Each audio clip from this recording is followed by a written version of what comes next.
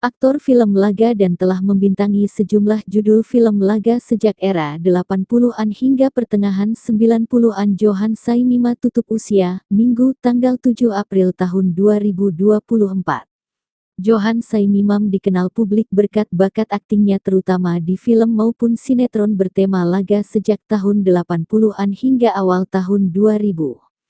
Johan Saimima lahir di Jayapura, Papua pada tanggal 8 Agustus tahun 1956. Di Jakarta ia memulai karir di dunia film Indonesia tahun 1983. Debutnya bermula dari film drama berjudul Luka Hati Sang Bidadari.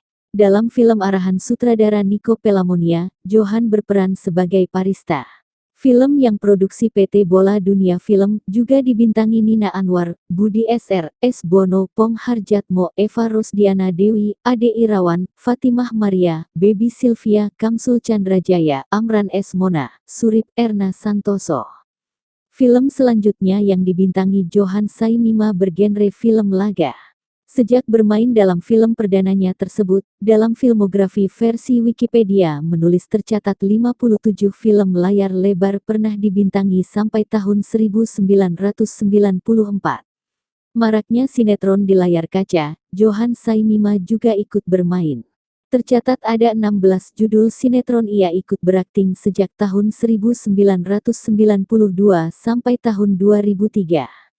Rencananya, Johan Saimima akan dimakamkan pihak keluarga di TPU Puncak Sekuning, Palembang.